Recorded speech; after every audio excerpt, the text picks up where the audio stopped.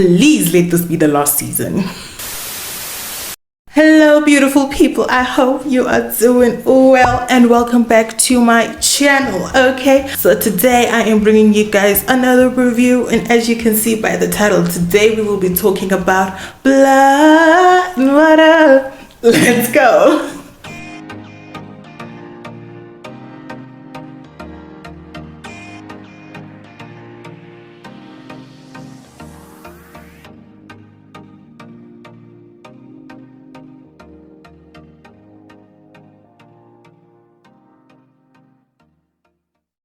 So I will be giving you guys a quick brief of the show, a structure, okay, a synopsis of what it's about, give you guys my thoughts and opinions as to whether you should watch it or not, and then we will be diving into some of the juicy details. All right, let's go.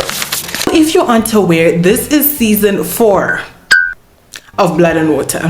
In this season, the crew is back once again, and we see the aftermath of all they went through in season 3 with the whole, Mulapa situation, trafficking, and all the drama. And we basically see how they're able to continue with life, or at least try to, and some of them fail to. But together with that, there's a new addition, because there's this new person called Anonymous, who is on the internet, and he is tormenting these kids, telling them, do this, do that, expose this person for this and that. And it's a whole whodunit situation. In this season, we've got a new face, which isn't really a new face if you've watched the Netflix series Elite, because it is Yvonne from that series.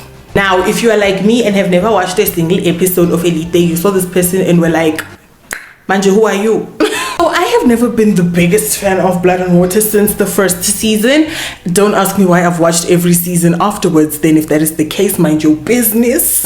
And season 4 was watchable. It stressed me out though, as all the other seasons do. Nina, as someone who was never hooked from the beginning, I was just like, okay, it's Figanini episode 6, because I was annoyed the entire time by every single person. So you know how in every show there's always like the villain or the one character you just don't like, and when you see them you just want to bang them against the wall, that is exactly how I felt about every single one of the characters in this show. If you watched Blood and Water, if you've watched all the seasons, some of the seasons, if you've tasted and seen, and I will say watch it, you see what happens to the characters, see how they're able to maneuver after all the trauma that they've been through. I feel like it's a good Vala the chapter. I really hope this is the final season, because it really did have a bit of a finality to it, but you never know with Netflix will just decide, Mina, I want a season 5, and I'm really hoping that is not the case, but we move.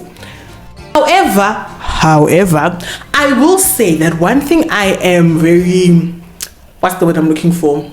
Impressed. One thing I can say I'm very impressed by is how for 4 seasons, 4 years straight, they were able to round back the story, bring it back to where it began, which is the whole relationship with Ufix and Puleng. That's pretty impressive, because you would really expect for a show like this, it would completely derail from that. And also there was some drama. I won't say it was bland. There was some drama, especially with the whole Anonymous plot that was introduced this season. It was very interesting. I had my little laughs, Wade still comes through every second. One thing of Wade is my guy. So yeah, that is my final verdict. If you've watched it, I definitely feel like season 4 is worth your time. Continue the story, finish off, close a few chapters, that type of thing. And now let's just dabble into some of the details, shall we? Alright, so I mentioned Yvonne, right? And Yvonne comes from Elite, and he is here on like an exchange program, because Fix also did the same thing. That's how she ended up having her cameo in Elite. Speaking of Elite, this is like a quick side note. Should I watch that show? I vividly remember when the first season of it came out, but I never watched it. And it's been getting renewed, and now there's this, switcheroo happening here. So it's like, should I give it a try? Anyway, back to Yvonne. I wanted to slap that dude from the minute I saw him. By the time we see him walk into Parkhurst and they're like, yes, this is the exchange student, the new kid in town, Anya Haseo, I was fed up with him already. From the party, I was already fed up with this dude. Like, everybody at Parkhurst is like thirsting over this dude. Like, he walks in and everybody's like, ooh, who is this? I'm like, keep it together, put yourself towards thyself, please. I was really frustrated with the entire storyline of Yena and Puleng. Like, I was annoyed every time I saw them on my screen. I just wanted to fast forward because I knew. And if you watch the show, you know that Anonymous gets some ammunition using Yvonne and Puleng. You know, they get a little tape situation, and the whole thing is like, you know, drama. Oh my gosh, there is a tape lurking. Oh my gosh, ooh, Yvonne has the guts.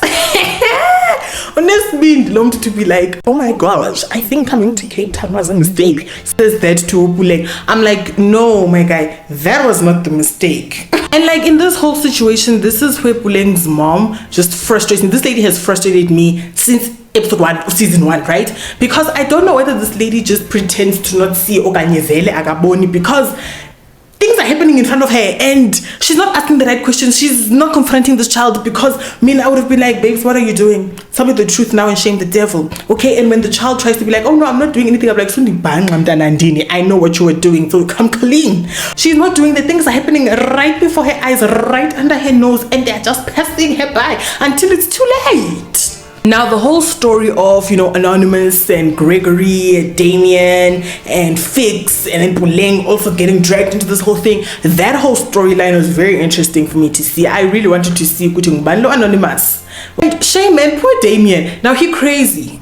Like Impambano ikona yena phakuye, but I still understood where he was coming from, you know, with him being bullied and in school and thinking Fix would, you know, come through and save the day and be on his side, only for her to be part of the reason why he nearly, you know, yeah.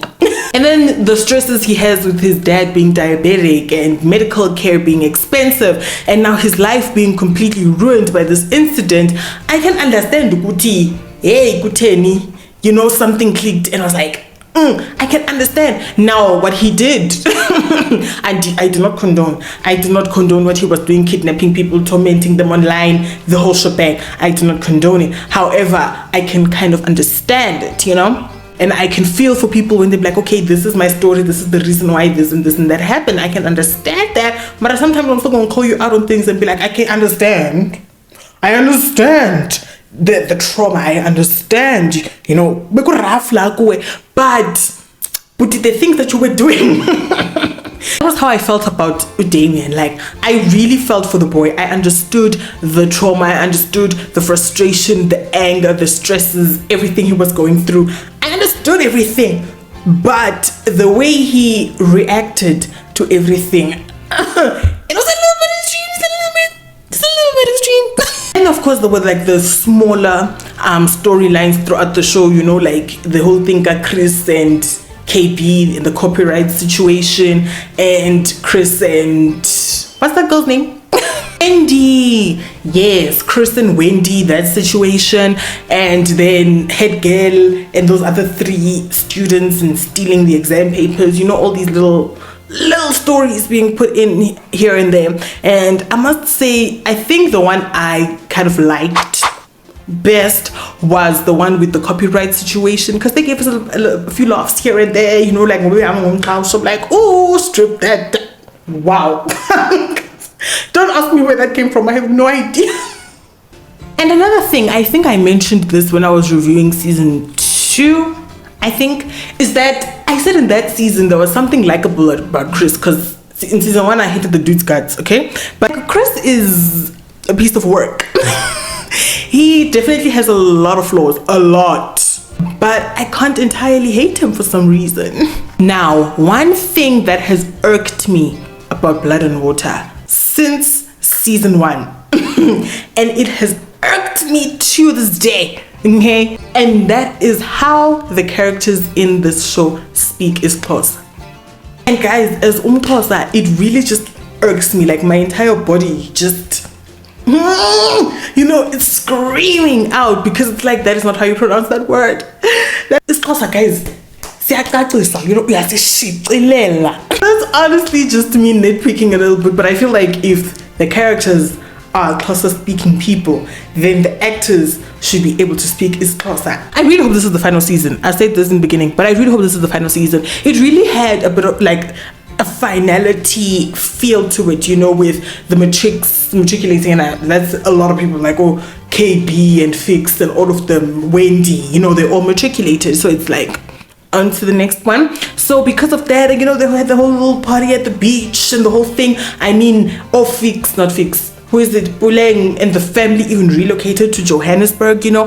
The whole thing had a finality to its make stamp, you know, like say Valelisa. Bye-bye. No CPR is needed here. We don't need to, you know, resuscitate this show. I feel like 4 seasons is more than enough. Yo, you know, as I said, I'm not like the biggest fan of Blood and Water, so it's not like I was like, oh my god, it's so good, you know. That is not me, but it was good, Shem. You know, I will give it like a young 6 out of 10, Shem. You know, bazami labantwana bantu.